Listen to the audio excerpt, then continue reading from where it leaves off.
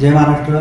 जय महाराष्ट्र. काल bar council Maharashtra आणि गोवा यांनी असीम सरोदे या ज्येष्ठ विधिज्ञावरती केलेली सनद रद्द करण्यासंदर्भाची जी कारवाई आहे ती अत्यंत बेकायदेशीर आहे. सर्वप्रथम शिवसेना उद्धव बाळासाहेब ठाकरे पक्षाच्या शिवविधी व न्याय कक्षाच्या वतीनं मी ह्या निर्णयाचा तीव्र शब्दात आम्ही निषेध व्यक्त करावा. आम्ही आमच्या संस्थेचे अध्यक्ष, आमच्या संघटनेचे अध्यक्ष सन्माननीय advocate Nitish Sonawane, advocate Surekha Gaikwad madam, त्याचबरोबर ॲडव्होकेट कोजल ताई कदम, आम्ही सगळ्यांनी काल ह्या घटनेच्या अनुषंगानं ज्यावेळी चर्चा केली त्यावेळी अतिशय गंभीर बाबी आमच्या निदर्शनास आल्या. वास्तविक अशा प्रकारची कारवाई करण्याचा अधिकार या बार कौन्सिल ऑफ महाराष्ट्र आणि गोवाला मुळीच नाही.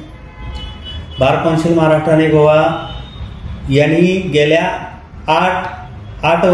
5 वर्षाचा कार्यकाळ असताना आता 8वं वर्ष असताना देखील निवडणुका घेतल्या नाही.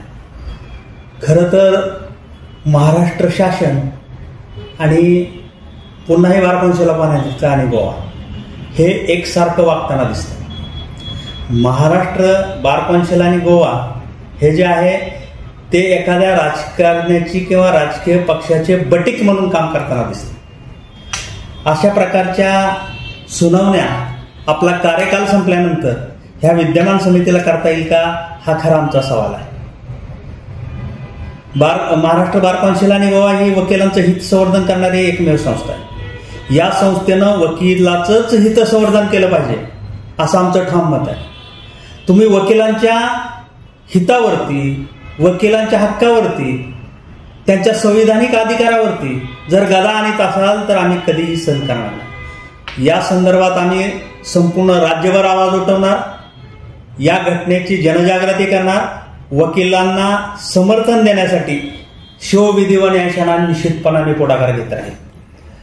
महाराष्ट्रामध्ये अनेक प्रश्न आहेत, अनेक गोष्टी आहेत, परंतु या महाराष्ट्र बार कौन्सिल आणि गोवा यांना इतकी काय घाई होती की हे प्रकरण तातडीनं घेतलं आणि आज त्याचा उशिराने दिलेला निकाल देखील आता ह्याची अंमलबजावणी करण्याचा आग्रह धरत आहे.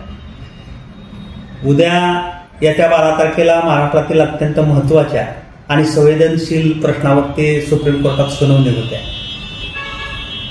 संपूर्ण राज्यभर सर्वसामान्य जनतेत देखील ही चर्चा आहे की केवळ असीम सरोदेंनी या केसच्या अनुषंगानं तिथं वकिली करू नये, याच हेतूसाठी, या दुष्ट हेतूनं अशा प्रकारची कारवाई केली. खरं तर ही संघटना नेमकं कोणाचं हित संवर्धन करायला चालले आहे? राजकीय पक्षाचे बटीक म्हणून काम करताय का? तर हे आम्ही आताही चालू देणार नाही. ह्यांचा कार्यकाल संपल्यानंतर अशा प्रकारच्या सुनावण्या निश्चितपणाने बेकायदेशीर आहेत. कारण आतापर्यंत आम्ही बघतोय की वकिलाचं हितसंवर्धन बाजूला राहतं आणि नको त्या गोष्टीला हितखतपाणी दिलं जात आहे. वास्तविक विधान परिषदेचे सन्माननीय राहुल नार्वेकर असतील किंवा कोश्यारी भगतसिंग असतील, त्यावेळेचे राज्यपाल, यांच्याविषयी जे काही शब्दावली असेल किंवा ज्या बाबीवरती भाष्य केलं असेल ते काही न्यायाधीश नाहीत, न्यायमूर्ती नाहीत, त्यांची अवहेलना होण्याचा प्रश्नच येत नाही. ह्याच्यावरती अनेक वेगवेगळ्या माध्यमातून टीका टिप्पणी होत असते. सर्वसामान्य नागरिक म्हणून आपण टीका करत असतो.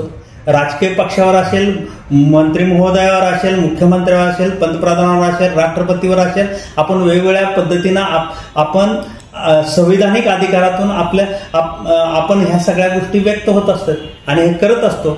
असं असताना जाणीवपूर्वक बार कौन्सिल ऑफ महाराष्ट्र आणि गोवा जर हेतू पुरस्कर असीम सरोदेला रोखत असेल तर आम्ही हे सहन करणार नाही. यासाठी आम्ही राज्यभर वेगवेगळ्या माध्यमातून जनजागर करणार आहोत आणि वकिलांना देखील सन्मानाची वागणूक मिळावी यासाठी आमची ही विधी व न्यायशाळा कार्यरत राहील.